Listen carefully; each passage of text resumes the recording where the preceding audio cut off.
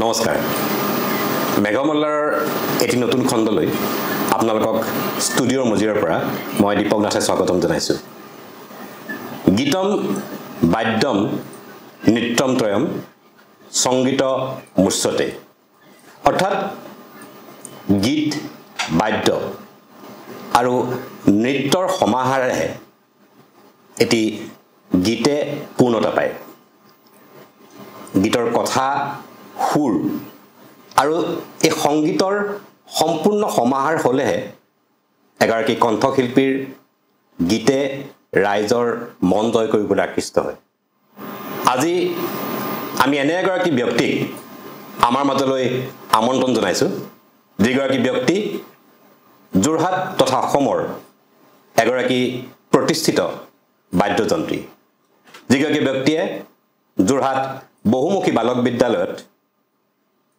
সংগীতৰ শিক্ষক হিচাপে বহুতো ছাত্ৰক সংগীতৰ শিক্ষা প্ৰদান কৰি আহিছে আমি স্বাগতম জনাইছোঁ আমাৰ অতিকে আদৰৰ অমিতাভ বৰুৱা দালৈ নমস্কাৰ অমিতাভ দা আজি অনুষ্ঠানলৈ আপোনাক স্বাগতম জনাইছোঁ ধন্যবাদ আপোনাৰ বহু অনুষ্ঠান আমি দেখিছোঁ শুনিছোঁ আপোনাৰ এই বাদ্যযন্ত্ৰৰ প্ৰতি যি আকৃষ্টতা কেতিয়াৰ পৰা কেনেকৈ হ'ল তাৰ পৰা আমি আৰম্ভ কৰিব বিচাৰিছোঁ সৰুৰে পৰাই মানে বিভিন্ন ৰেডিঅ'ত আচলতে সেই সময়ৰ মাধ্যম আছিল একমাত্ৰ ৰেডিঅ' আৰু ৰেডিঅ'তে সকলো ধৰণৰ সংগীত শুনি শুনি লাহে লাহে লাহে লাহে আকৃষ্ট হ'লোঁ বিশেষকৈ পিছলৈ আমি অখিল ভাৰতীয় অনুষ্ঠানবিলাক শুনো বাঁহী বাদন চেতাৰ বাদন তবলা বাদন ভাল ভাল বিখ্যাত গায়কৰ ভাৰতৰ প্ৰসিদ্ধ গায়কৰ কণ্ঠ আমি শুনিবলৈ পালোঁ তেনেকৈ বিভিন্ন আমাৰ অসমৰ আমাৰ স্বনামধন্য শিল্পীসকলৰ গীত সেইবিলাকে সকলোকে আকৰ্ষণ কৰিছিল সেই সময়ৰ প্ৰায়বিলাক ব্যক্তিৰে এইটো আকৰ্ষণ আছিলে যে ৰেডিঅ' এই সান্নিধ্য পাই পিছত আহিলোঁ যে আমি নিজেও বজাব পৰা হ'লে ভাল আছিলে তাৰপিছত এপদ দুপদকৈ বাদ্যযন্ত্ৰত হাত দিবলগীয়া হ'ল বা আমাৰ দেউতাহঁতৰ হেৰিত ছাপোৰ্ট পালোঁ আৰু তেনেকৈ তবলা শিক্ষাটো প্ৰথম দিলে মোক তবলা শিকিবলৈ পাই সুবিধা দিলে প্ৰদান কৰিলে সেয়া তবলা শিক্ষাটোৰে আৰম্ভ হ'ল তাৰপিছত লগে লগে আনুষংগিকভাৱে আৰু ইতি সুতিকে বাদ্যযন্ত্ৰৰ সংখ্যাটো বাঢ়ি গুচি গ'ল আৰু আপুনি কেতিয়াৰ পৰা মানে বাদ্যযন্ত্ৰ মানে তবলা আৰম্ভ কৰিছে মানে 1980 চনৰ আৰম্ভণি পাই একদম যি আৰম্ভ হ'ল আৰু এতিয়ালৈকে চলাই ৰখা ইতিমধ্যে আপুনি তবলাৰ বিষয়ত ডিগ্ৰী আৰু কি মানে বাদ্যযন্ত্ৰত আপুনি বিষয়ত নাই আৰু বিষয়ত লোৱা নাই মই আচলতে মোৰ এটা ডাঙৰ সুবিধা হ'ল যোৰহাট সংগীত বিদ্যালয়ত মোক এটা মানে পদবী দিয়া হৈছিলে যে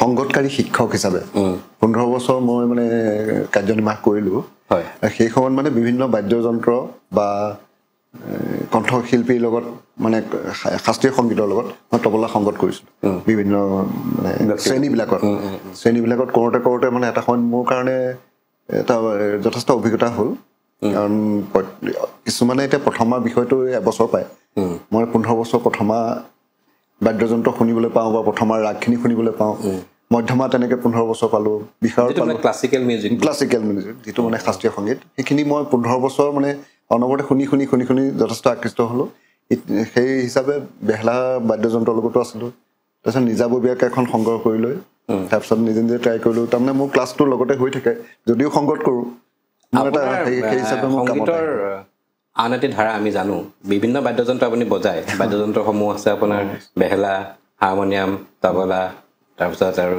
আমেৰিকান বেঞ্জো বজায় আৰু চিটাৰো বজায় কিন্তু আমি জনামতে আপুনি আৰম্ভণিতে বাঁহীৰে আৰম্ভ কৰিছিল প্ৰথম অৱস্থাত আচলতে কি হয় ৰেডিঅ'ত অনুষ্ঠানবোৰ চলি থাকে বাঁহীটোৰ প্ৰতি বেছি আকৰ্ষণ হ'ল আৰু সচৰাচৰ মানুহৰ বাঁহীৰ প্ৰতি আকৰ্ষণটো থাকে গাঁও ভূঞে হওক কোনোবা বাঁহী বজোৱাজনৰ প্ৰতি আকৰ্ষণটো বাঢ়ে মোৰ আকৌ সেই ৰেডিঅ'ত শুনাৰ পৰা মানে বাঁহীটোৰ প্ৰতি খুব আকৃষ্ট হ'লোঁ কিন্তু সুবিধা পোৱা নাছিলোঁ কিন্তু এই শিৱসাগৰত থাকোঁতে এই শিৱদৌলতে ওচৰত মানে সেই মেলাত মানে বাঁহী বিক্ৰী কৰি আছিলে ঘৰত মানে জোৰ কৰি মই অকণমান ঠাণ্ডা প্ৰকৃতিৰ আছিলোঁ তাহাঁতে মাক কৈ আছোঁ যে মই বাঁহী এটা দিব লাগে তেতিয়া 2 টকা দামৰ বাঁহীটোকে মানে খুজিবলগীয়া হৈছিল যথেষ্ট জোৰ কৰি সেই বাঁহীটো দিলে সেইদিনাখন মানে শিৱদৌলৰ পৰা ওলোৱাৰ পৰা ঘৰলৈকে জয়সাগৰলৈকে মানে মই বাটত চান্স পালে মানুহ নেদেখিলেই মানে বাঁহীটো ট্ৰাই কৰি আহি ঘৰ পাইছিলোঁ ক'বই নোৱাৰিলোঁ মানে সেই 4-5 কিলোমিটাৰ কেনেকৈ আহিলোঁ তাৰপিছত ঘৰত নিজে নিজে মানে খুব চেষ্টা কৰিবলৈ ধৰিলোঁ সেইমতে অলপ পাৰিছিলোঁগৈ অলপ এতিয়া আপুনি বাঁহী নবজায় বাঁহীটো অকণমান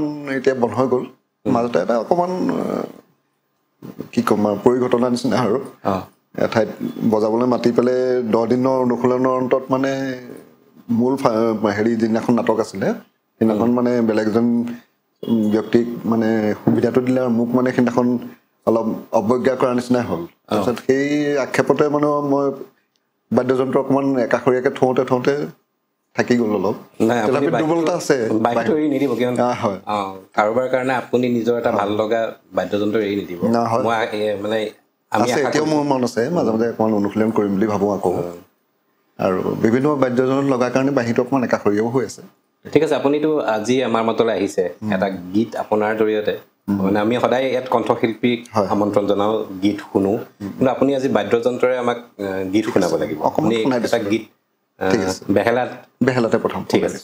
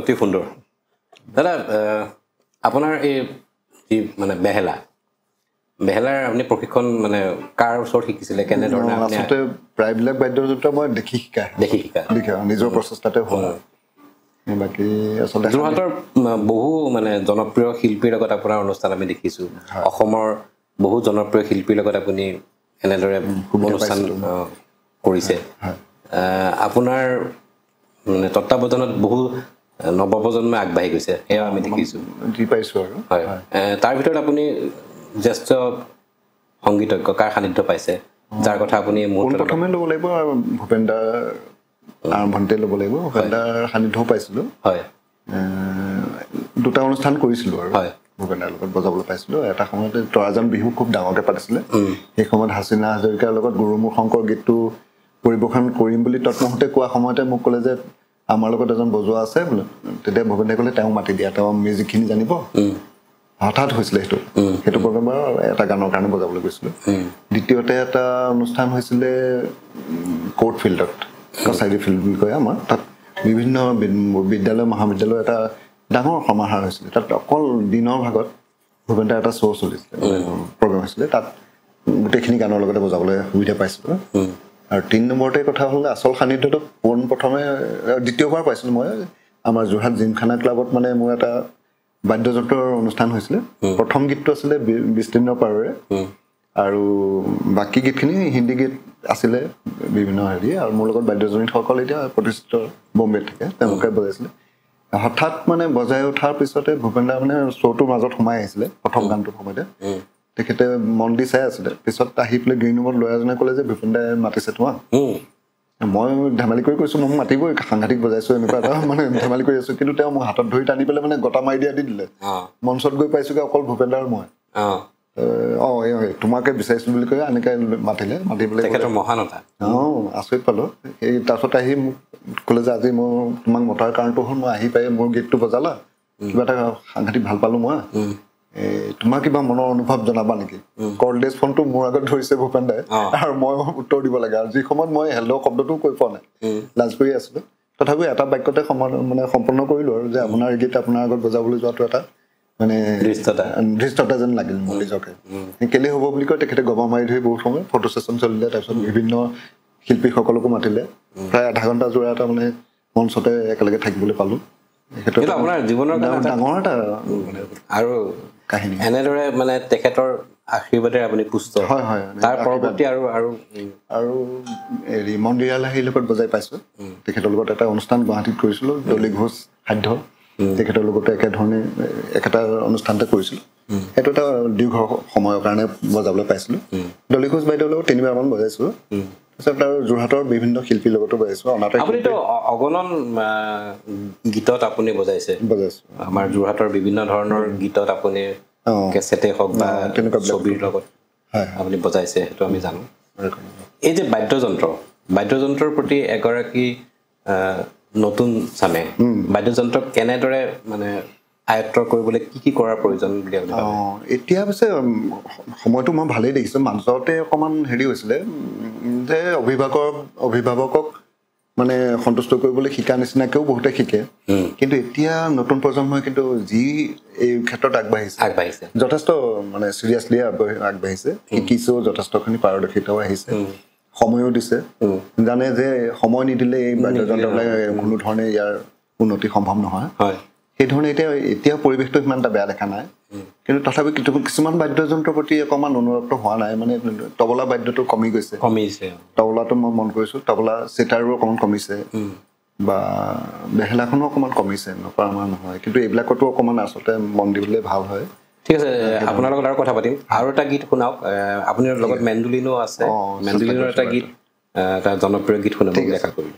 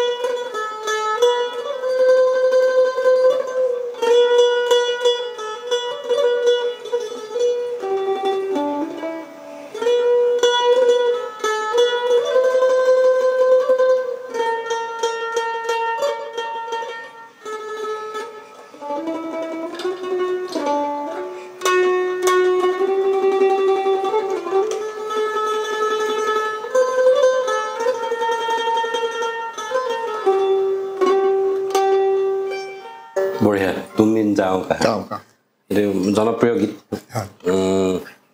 অমিতাভ দা যিবোৰ গীত আমাৰ জনপ্ৰিয় হয় এই গীতৰ লগত যিসকল বাদ্যযন্ত্ৰী সেই বাদ্যযন্ত্ৰীসকল বহু ক্ষেত্ৰত উজ্জ্বল হৈ থাকে বুজাই নাযায় কোনে বজাইছিলে আমিও সেই সময়ত হাৱা ধুই খাইছিলোঁ জানিবলৈ মন যায় কোন ব্যক্তিয়ে ইমান সুন্দৰ বজালে বিভিন্ন হিন্দী গীতত হওক বা ৰেডিঅ' গীতেই হওক ৰেডিঅ'টো আৰু কৰ্ড চিনেমাখনৰ যিটো গীটাৰ পিচটো এতিয়া আমাৰ মনত ভাৱটো আহি থাকে কোনে বজাইছিলে কিন্তু আমি আজিকালি ফেচবুকৰ জৰিয়তে অকণমান প্ৰকাশ পাইছে পুৰণা ভিডিঅ'বিলাক কিন্তু হ'লেও আমি গোটেইখিনিকে পোৱা সম্ভৱেই নহয় বা জানিবলৈ মন যায় এইবিলাকৰ বিষয়ে ইমান ভাল ভাল বাদ্যযন্ত্ৰী আমি আপোনাৰ লগত আৰু কথা পাতিম আৰু গীত শুনিম মানে আপুনি বজোৱা গীত ৰাইজক শুনাম এইখিনিতে আমি এটা বিৰতিও ল'ব লাগিব এইখিনিতে আমি এটা বিৰতি লৈছোঁ বিৰতিৰ পাছত পুনৰ উভতি আহিম আমাৰ এই অনুষ্ঠানলৈ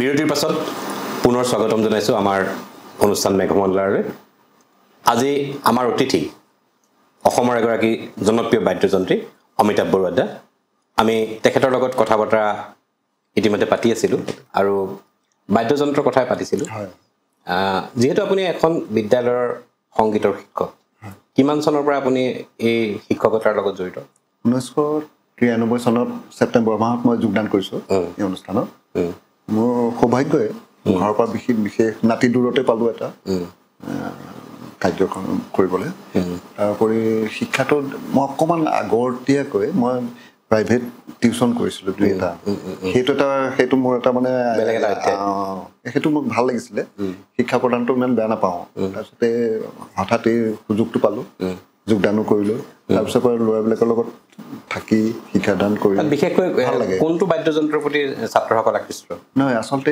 বিষয়টো আমাৰ মানে চেবাৰ তবলা চিটাৰ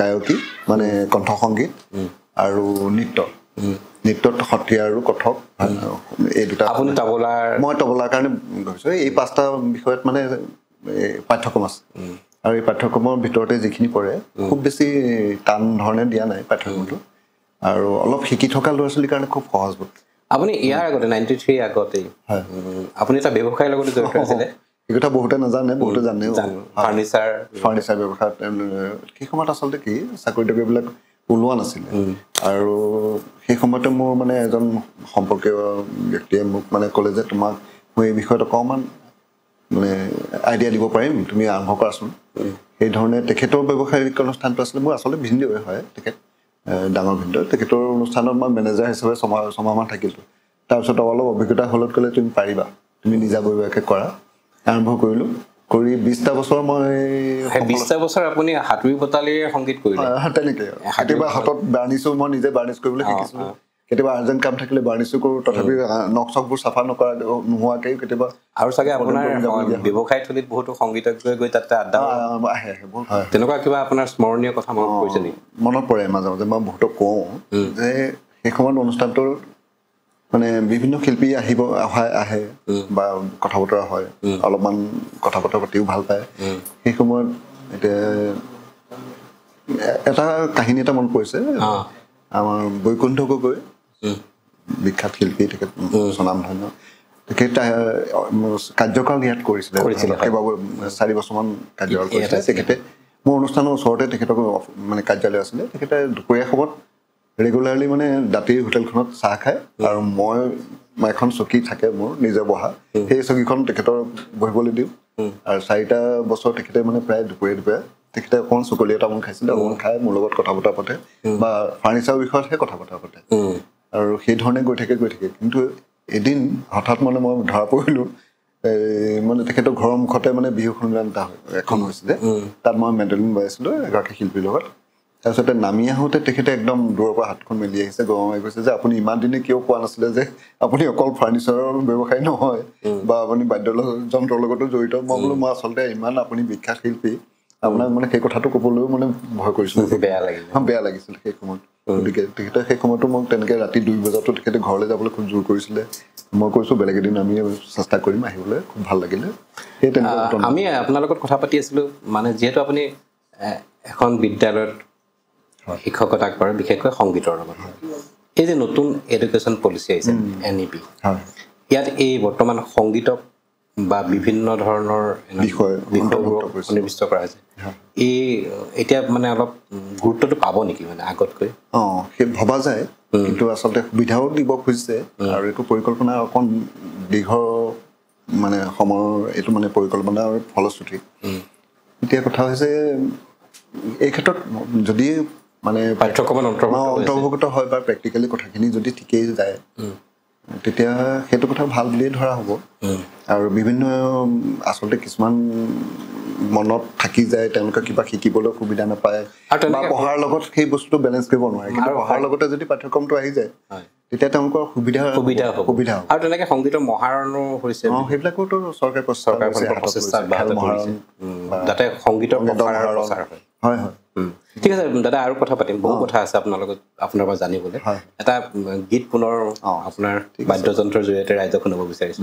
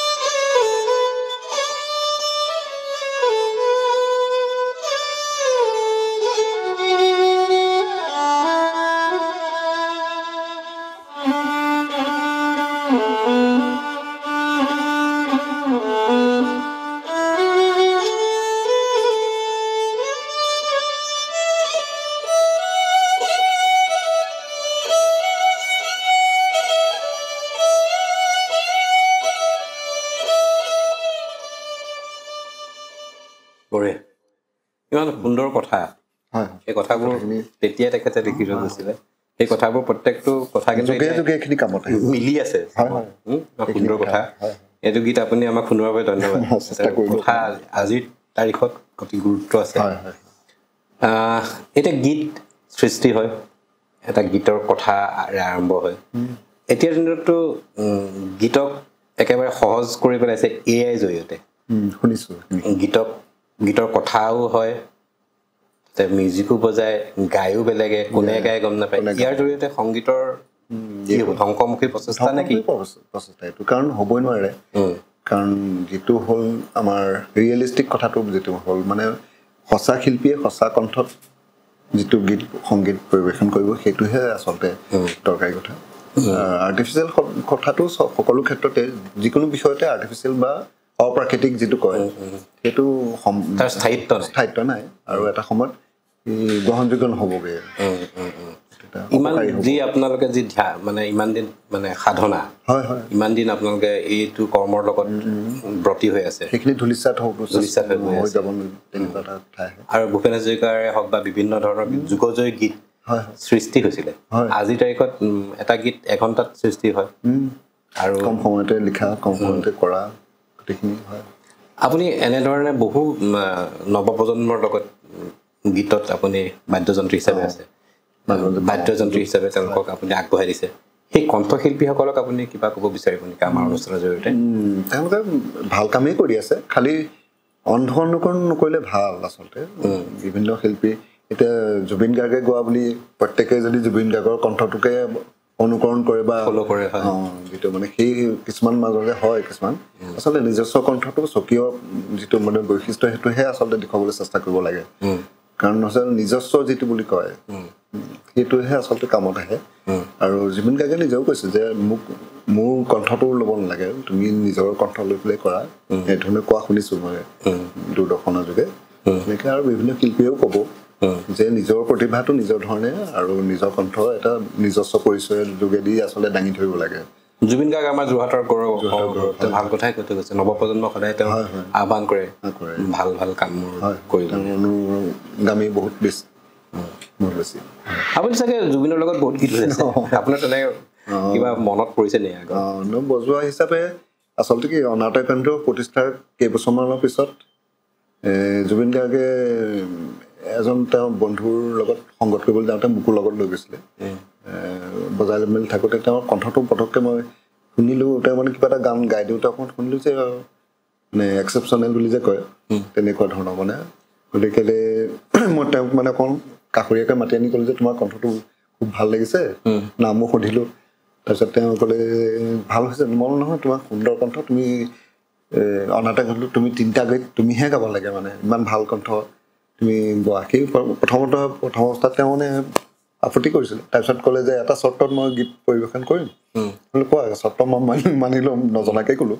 সেই ক'লে যে আপুনি সম্পূৰ্ণ আৰম্ভণি আৰু মাজৰ সংগীতখিনি আপুনি কৰিব লাগিব, তেতিয়া মই গাম। মই সেইটো চিন্তা কৰিব নালাগে, তুমি আনা। ফৰ্মখন আনি ফিল আপ কৰি তেনেকৈ জোৰকৈ 3টি গীত বাণীবদ্ধ কৰাইছিলোঁ যোৰহাট অনাতাঁৰ কেন্দ্ৰত।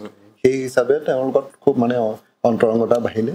পিছতো বিভিন্ন অনুষ্ঠানত এনেই লগ পাই থাকোঁ, কিন্তু অনুষ্ঠান পৰিৱেশন কৰিবলৈ তেখেতৰ এটা নিজস্ব বাদ্যযন্ত্ৰৰ শিল্পী আছে, গতিকে সেইটোত সুবিধা হয়। এই কথাটো আমি আজিহে ৰাইজেও গম পালে, বহুতে গম নাপায়।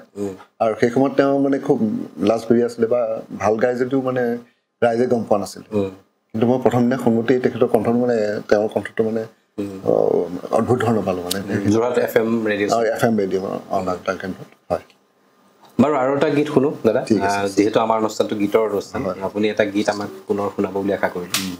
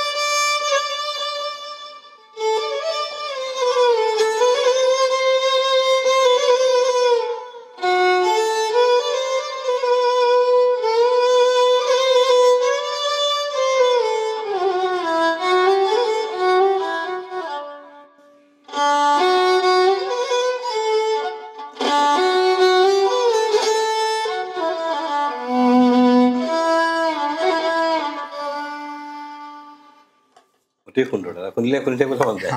যিহেতু অনুষ্ঠানটো আমাৰ সীমাবদ্ধ সময়, গতিকে আপোনাৰ আৰু বহুত গীত শুনিবলৈ আপোনাৰ ৰাইজক শুনাবলৈ মন আছিলে, কিন্তু আমাৰ অনুষ্ঠানটো ছুটি। তথাপিও আৰু দুই এটা কথা আপোনাৰ লগত আমি পাতি অনুষ্ঠানটো সামৰণি মাৰিম। এই যে আপুনি এই শিক্ষকতা কৰি আছে আৰু কিছু বৰ্ষৰ পাছত আপুনি অৱসৰ ল'ব, আমি গম পাইছোঁ। তাৰ পাছত আপোনাৰ কিবা পৰিকল্পনা আছে সংগীতৰ বাবে? আচলতে কি হয়, মনত কিছুমান থাকে পৰিকল্পনা। আচলতে পৰিকল্পনা আকৌ কি হয়, কাৰ্যকৰী হোৱাটো এটা ভাগ্যৰ কথা।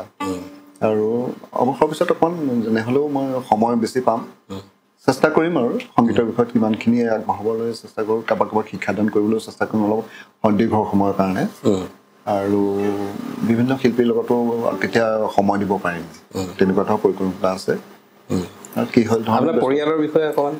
পৰিয়ালত মোৰ পত্নী আৰু মোৰ দুজনী ছোৱালী আছে। তেওঁলোকে সংগীতৰ তেওঁলোকে এনেই সংগীতৰ প্ৰতিও অনুৰোধ কৰে, কিন্তু কথা হ'ল কি নাচৰ বিষয়তহে বেছি তেওঁলোকৰ মানে আগ্ৰহী। আৰু বাদ্যযন্ত্ৰ এনেই ল'লে পাৰে, অকণমান আনি মেলি দিছিলোঁ, কিন্তু আগ্ৰহটো কম। মানে তেওঁলোকে কিবা লাজেই কৰেনে বা মোৰ ওচৰত শিকিবলৈকে দিলে পাৰে নাজানো। নাচ চাচৰ প্ৰতি হেৰি আছে, আৰু কেতিয়াবা গুণগুণালে সুৰতেই গুণগুণাই, সেইখিনি গম পাইছোঁ আৰু তাতকৈ আগবঢ়া নাই তেওঁলোক। আৰু এই যে গীত, এই যে সংগীত, আমাৰ যোৰহাটত যি পৰিকল্পনা কৰিছে সংগীতৰ বাবে, গীতৰ কাৰণে, যিহেতু যোৰহাট এখন আমাৰ সাংস্কৃতিক ৰাজধানী, এই ক্ষেত্ৰত যোৰহাটৰ ৰাইজে আপোনাক আদৰি ল'ব। আপুনি আশা কৰিছোঁ আমাৰ ইয়াত যথেষ্ট ধৰণৰ গুণী জ্ঞানী ব্যক্তি আছে, যাৰ জৰিয়তে আপুনি আপোনাৰ পৰিকল্পনা সাৰ্থক হ'ব, মই বাস্তৱত পৰিণত হ'ব। এটি পুনৰ গীত শুনো আপোনাৰ।